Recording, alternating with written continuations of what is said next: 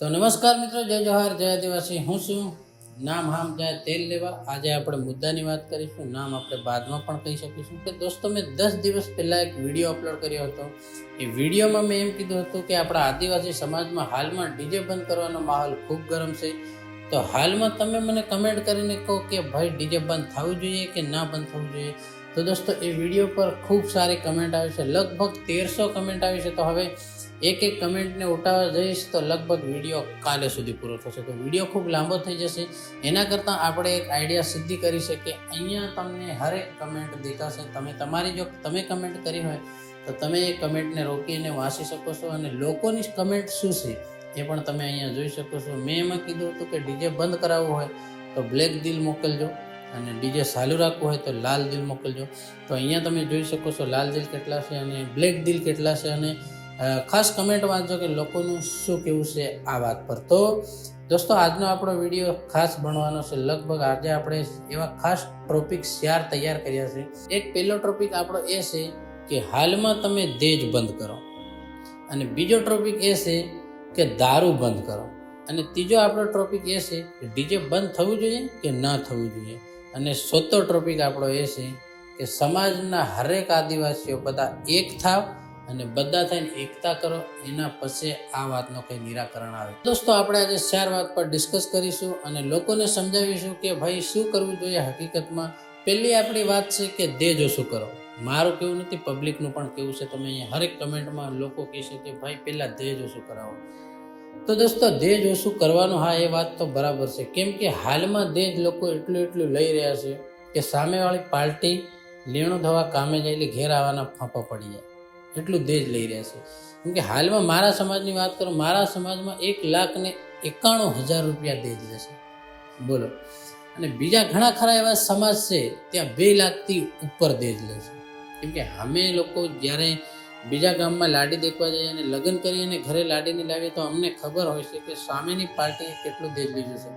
તો આ હર સમાજમાં ચાલી રહ્યું છે અને લોકોને એમ ડાઉટ છે કે આપણે દહેજ ઓછું કરી દઈશું તો પેલા સમાજવાળા દહેજ ઓછું ના કરે, પેલા સમાજવાળા દહેજ ઓછું કરી નાખે તો આ સમાજવાળા દહેજ ઓછું ના કરે. તો આ પ્રોબ્લેમ હર કોઈને છે. તો એ વાતને ખાસ મોટો પ્રોબ્લેમ છે. તો બધા લોકોને સમજીને કરવું પડશે. કેમ કે હાલમાં મારા સમાજમાં દહેજ ઓછું કરવાની વાત ચાલી રહી છે. કેમ કે હજુ કોઈ સમાજવાળા ભેગા થયા નથી, પણ ફરક પડશે. જે લોકો આ મિટિંગ કરે છે, જે લોકો મિટિંગ કરવા રાત દિવસ મહેનત કરે છે, દોડે છે, એ લોકોનું માન્ય રાખે છે અમારા ગામની પબ્લિક. અને અમારા ફળિયામાં મેં ઘણા ખરા વડીલોને કીધું છે કે હકીકતમાં દહેજ ઓછું કરવું જોઈએ. તો મિનિમમ મારું માનવું છે ત્યાં સુધી લગભગ 51,000 રૂપિયા દહેજ કરી દેવું જોઈએ. અને મારું એકલાનું કેવું નથી. ફેર તમે મને કહેશો યાર લલિતભાઈ તું આટલું દહેજ ઓછું કરાવતો, એવું નહીં. હરેક લોકોનું કેવું છે. અહીંયા તમે હરેક કમેન્ટ વાંચતા રહેજો અને મારા વિડીયો પણ જોતા રહેજો તો તમને ખબર પડી જશે યાર રિયલમાં વાત શું છે. તો લોકોનું કેવું એમ છે કે આપણા સમાજમાં દહેજ ઓછું જો આપણે કરી દઈએ તો આપણે બીજા સમાજમાં લાડી દેખવા જઈએ અને ત્યાંની લાડીને આપણે પરણીને લાવીએ તો ત્યાં તો દહેજ જે માંગે એ લેવાનું. તો આપણે શું કામ ઓછું કરીએ? આ પ્રોબ્લેમ બહુ મોટી છે. તો આના માટે તમારા બધા સમાજના જેટલા કોઈ વડીલો છે એ લોકોને બધાને મળીને કામ કરવું પડશે. અને આપણા સમાજમાં મોટે ભાગે માણસો રહેશે ભીલ અને પટેલિયા. તો દોસ્તો, પટેલિયામાં હાલમાં દહેજ નથી લેતા, મેં સાંભળ્યું છે. કદાચ અંદર લેતા હોય તો મને કમેન્ટ કરી દેજો કે લલિતભાઈ અંદર દહેજ લે છે, તો મને પણ ખબર પડી જશે. પણ મેં જ્યાં સુધી સાંભળ્યું છે ત્યાં સુધી મને લોકોએ ઘણાએ કીધું છે કે લલિતભાઈ અમારી અંદર દહેજ લેતા નથી, 1,000 રૂપિયા એવું કંઈક લે છે. તો જે કંઈ હોય મને તમે કમેન્ટ કરી દેજો. અમારા આદિવાસી સમાજના જે ભીલ લોકો છે એ લોકો, ઘણા લોકો મને મારા કાઢે એવી વાત મેં સાંભળી કે પટેલિયા જે છે એ ખેતરમાં કામ કરે આખો દિવસ કામ કરીને ખેતરમાં કામ કરીને ભલે એમાં રીંગણા કરે, બટાકા કરે, એનાથી આખું ઘર ચલાવી લે પણ કામે નહીં જાય. તો એનું કારણ એક છે કે એ સમાજમાં દહેજ લેતા નથી, એટલે ખેતરથી પણ એનું ગુજરાનું ચાલી શકે એમ છે. અને આપણા સમાજમાં 2 લાખ દહેજ, 20-25,000 રૂપિયા શૂટિંગ, સોરીના દાગીના એ અલગ, કન્યાદાન અલગ, લાડી પણાવે તો લાડા જેટલો ખર્ચો થાય. કેમ કે મારા ઘરે ખુદ મેં મારી બહેનના લગ્ન કરાયા, 2 બહેનોના લગ્ન કરાયા, તો મને એના બારામાં ફૂલ એક્સપિરિયન્સ છે. જે મને જેટલા પૈસા થયા અને લોકોને એમ લાગે કે લલિતભાઈ યાર 2 લાખ રૂપિયા દહેજ લે તે વધે એવું નહીં, પણ પૈસા ના વધતા નથી. હું સમજુ છું વાતને. 2 લાખ રૂપિયા દહેજ લે તો બી ઘેર ધણી પાસે પૈસા નથી હોતા એ મને ખબર છે, કેમ કે મેં મારી બહેનોના લગ્ન કર્યા, મને ખબર છે. આનું કારણ એક છે, આપણે જેટલું ત્યાંથી દેજ લઈએ છીએ એટલું અહીંયાથી રકમ પણ કરી આપવાની, અને રકમ કરી આપવાની, કન્યાદાન કરી આપવાનું, એ બધું બહુ હાઈ કરી આપવાનું, આપણી ઓકાતથી બહાર કરી આપવાનું. એટલા માટે કોઈ પૈસા બચતા નથી.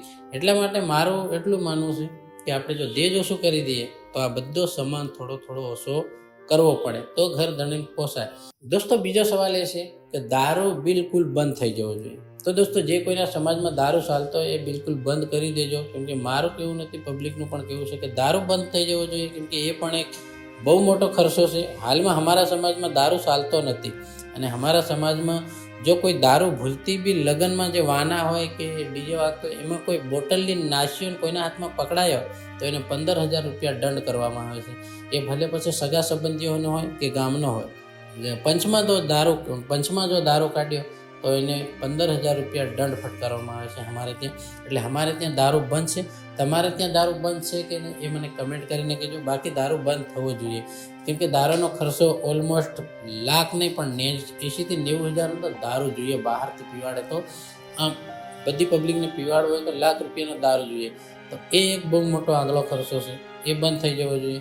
અને બીજી એક વાત કે જમવામાં જે લોકો દાળ ભાત શાક પૂરી કંસાર એ બધું બનાવે છે, એ તો પોતપોતાની હેસિયતની વાત છે, પોતપોતાની જોડે જેટલા પૈસા એવું ભણાવે. બાકી મારું માનવું છે ત્યાં સુધી આપણા આદિવાસી સમાજમાં જે માણસ ગરીબ પરિસ્થિતિમાં હોય એને લગભગ જમવાનું શું બનાવવું જોઈએ, દાળ ભાત કંસાર, આમાં બધું આવી જાય. એટલે આ એક સારામાં સસ્તું ખાવાનું છે, તો આ પણ તમે કરી શકો છો. અને દોસ્તો તમારા સમાજમાં જો દારૂ બંધ કરવાની વાત તમે કરશો તો એમાં ઘણા ખરા એવા દારૂ પીવાવાળા લોકો તમને બરાબર લેશે કે દારૂ બંધ કરતો આ શક્તિ છે ફલાણું ઢીકણું. જે વસ્તુ બંધ કરવું એમાં હર કોઈને પ્રોબ્લેમ હોય. હાલમાં તમે એમ કહો છો કે ડીજે બંધ કરી દો તો ડીજેવાળાનો પ્રોબ્લેમ છે, દારૂ બંધ કરી દો તો દારૂવાળાનો પ્રોબ્લેમ છે, દેજ બંધ કરી દો તો ગામવાળાનો પ્રોબ્લેમ છે. પ્રોબ્લેમ હર જગા પર છે. ગોળી બહુ કડવી છે દોસ્તો, ગોળી બહુ કડવી છે. પણ તમે પેલા એક ભાઈનો મેં વિડીયો જોયો હતો, આપણા આદિવાસી સમાજનો છે, એ ભાઈ એમ કહેતા હતા કે ગોળી ભલે કડવી છે, તમે પીશો એટલે ધીરે ધીરે તાવ ઉતરી જશે. તો આ રીતના દોસ્તો બધાને એક થવું પડશે અને દારૂ બંધ કરવો જોઈએ, જરૂરી છે. અને ત્રીજો પ્રશ્ન દોસ્તો આપણો એ છે કે ડીજે બંધ થવું જોઈએ કે ના થવું જોઈએ. તો દોસ્તો ડીજે બંધ થવું જોઈએ કે ના થવું જોઈએ એ લોકો અહીંયા કમેન્ટમાં કહે છે, એ તમે જોઈ શકો છો. ડીજે બંધ ના થવું જોઈએ હર કોઈ લોકોની કમેન્ટ છે. આપણે તો કહેતા નથી ભાઈ ડીજે ચાલુ રાખો કે બંધ રાખો, કેમ કે આપણે કોઈ કલાકાર છે નથી એટલે આપણને બંધ થાય કે ના થાય કોઈ ફરક પડે નહીં. આપણને શાળા રમતા પણ આપણે ઢોલકીની અંદર આપણે ઢોલકીમાં પણ મજા લઈશું અને ડીજેમાં પણ મજા લઈશું. તો દોસ્તો ડીજે બંધ થવું જોઈએ કે ના થવું જોઈએ એ વાત પર હાલમાં ખૂબ ચર્ચા ચાલી રહી છે. તો કમેન્ટમાં બધા લોકો કહે છે કે ભાઈ ડીજે બંધ ના થવું જોઈએ, બીજા જે કંઈ ખર્ચા છે એ બધા કાઢી નાખો, બાકી ડીજે બંધ ના થવું જોઈએ. તો હા ભાઈ ડીજે બંધ ના થવું જોઈએ એ વાત પણ ખરી, પણ ડીજેવાળા ભાઈઓએ એટલો ભાવ કરી દીધો છે હાલમાં. એક નાઇટના 15,000 રૂપિયા, એક નાઇટના 15,000 રૂપિયા લેવામાં આવે છે. અને આ હું નથી કહેતો, મેં આદિવાસી સમાજમાં જે લોકો જાગૃત માટે હાલમાં ફરી રહ્યા છે એ લોકો પાસેથી રાય લીધી છે. એ લોકોએ મને કીધું છે કે લલિતભાઈ તું વિડીયોમાં આ કહી શકે છે, તો હું તમને કહું છું કે એ લોકોનું કેવું એમ છે કે ડીજેના ભાવ હાલમાં આસમાને પૂગ્યા છે. દોસ્તો જાનથી ગણેથી લઈને જાન જવા સુધીનો ખર્ચો લગભગ 50,000 રૂપિયા ડીજેવાળા ખર્ચો લે છે. તો મારું એમ કહેવું છે કે ડીજેવાળા ભાઈઓ થોડા પૈસા ઓછા કરી દે પણ ભાવ થોડો કમ કરી દો અને ડીજે ચાલશે, વાંધો નહીં. પણ તમારે કાયદેસર પરમિશન લેવી પડશે ડીજેની, તો તમારું ડીજે ચાલશે. બાકી વગર પરમિશને તમે ડીજે ચાલુ કરશો તો તમને કોઈ બી પ્રોબ્લેમ થઈ શકે છે, એની કોઈ જવાબદારી નથી. અને ચોથો પ્રશ્ન દોસ્તો એ છે કે સમાજમાં તમે જ્યાં સુધી બધા એક નહીં થાવ ત્યાં સુધી આનું કોઈ નિરાકરણ આવવાવાળું નથી.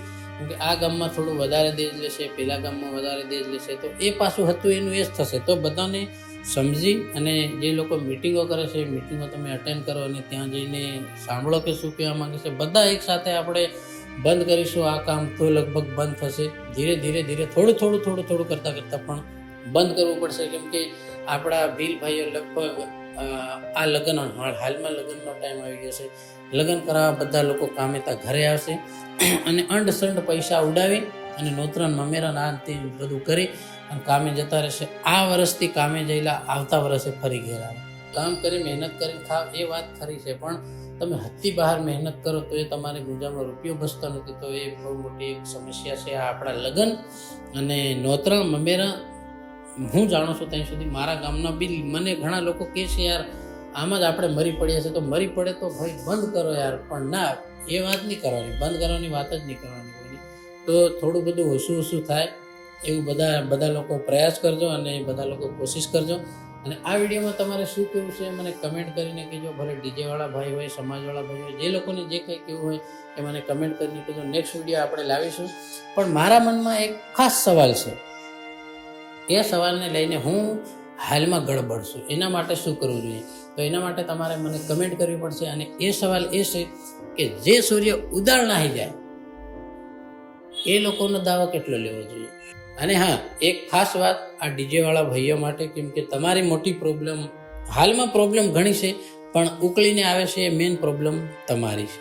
કેમ કે ડીજે બંધ, બસ ભલે બીજા કેટલા બી પૈસા લેતા હોય કે નહીં, લોકોને એમ કેવું છે કે ડીજે બંધ કરો. તો એનું કારણ હું તમને કહી દઉં. હું જાણું છું ત્યાં સુધી આ મારો ખુદનો એક્સપિરિયન્સ છે.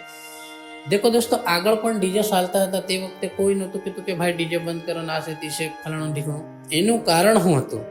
હાલમાં સોશિયલ મીડિયા આવી ગયું છે. સોશિયલ મીડિયામાં તમારા ડીજે ઉપર, તમારા ડીજેના જે કોઈ વિડીયો વાયરલ થાય છે એ વિડીયોમાં જે છોકરીઓ છે, અહીંયા તમે વિડીયો ક્લિપ જો, અંડસંડ છોકરીઓ નાચે છે. આ સમાજમાં આ હાલની તારીખમાં આવું ડાન્સ છોકરાઓ પણ કરતા થોડુંક શરમાય.